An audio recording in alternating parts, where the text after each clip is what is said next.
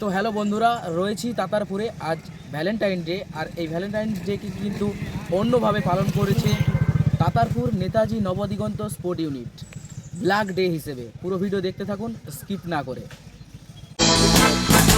ভুলো না কোনদিন যারা প্রাণ দিয়েছি বলি না, ভুলো না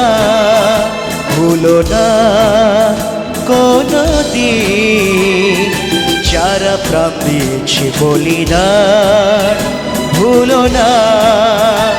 পুলওয়ামা হামলাতে শহীদ জওয়ানদের প্রতি শ্রদ্ধা জানাতে আজ কিন্তু তাতারপুরে ব্ল্যাক ডে পালন করা হচ্ছে।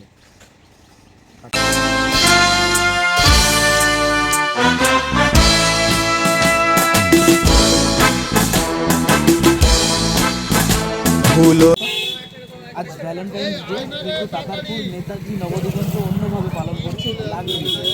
কি বলবেন? 14ই ফেব্রুয়ারি মানে আমরা সবাই জানি প্রেমের দিবস, প্রেমের কথোপকথন, প্রেমের আদান প্রদান, এগুলোতেই মানুষ সাধারণত ব্যস্ত থাকে আজকের দিনটা।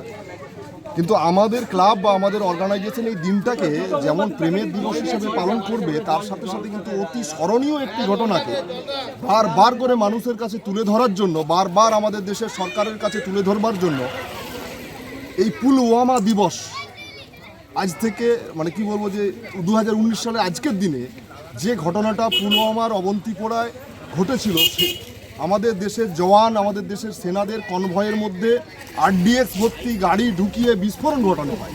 সেই বিস্ফোরণ ঘটানোর মধ্য দিয়ে আমাদের দেশের যারা সুরক্ষা দেয়, যারা আমাদের শহীদ হয়েছে, তারা তো আমাদেরই বাড়ির ছেলে, তারা তো আমাদেরই বাড়ির অংশ, তারা আমার দেশের অংশ। কেন তাদের তদন্তটা ধামাচাপা থাকবে? কেন এটা নিয়ে কোনো কথা বলবে না দেশের সরকার? আমি কোনো রাজনৈতিক কথাবার্তা বলতে চাইছি না, কিন্তু সরকার তো সরকারই, সে তো সবার সরকার। সেনা জওয়ানের যে সরকার হতে পারে না, সে কারোর সরকার হতে পারে? এটা হচ্ছে মোদ্দা কথা।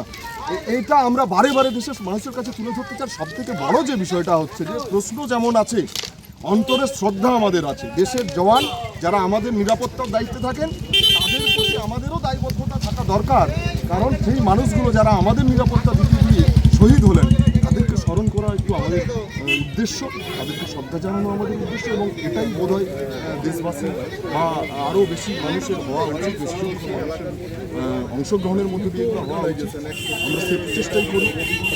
যেমন এখানে আমাদের আজকে এই ধরনের প্রোগ্রাম চলছে, একটু পরেই ক্রিকেট টুর্নামেন্ট আছে। তোমরা জানো যে দিগন্ত কাপ 2026, সেটা আজকে দ্বিতীয় দিন। আগামীকাল চূড়ান্ত পর্বের খেলাটি আমাদের এখানে অনুষ্ঠিত হবে। যে ঘটনা তুমি দেখতে পাচ্ছ যে বাচ্চা বাচ্চা ছেলেগুলো দাঁড়িয়ে আছে, এরা র্যালিতে হাঁটবে। আরও মানুষ আসছে, অংশগ্রহণ করবে আমাদের সাথে, গোটা গ্রামের মানুষ, যারা প্রজ্বলিত মোমবাতি হাতে মৌন মিছিল করে তারা র্যালি করবে এবং এটার বার্তা চতুর্দিকে ছড়িয়ে দিতে চায়। পুলওয়ামাকে ভুলছি না, পুলওয়ামাকে ভুলতে দেব না, শহীদদের ভুলছি না, শহীদদের ভুলতে দেব না। এটাই আমাদের উদ্দেশ্য।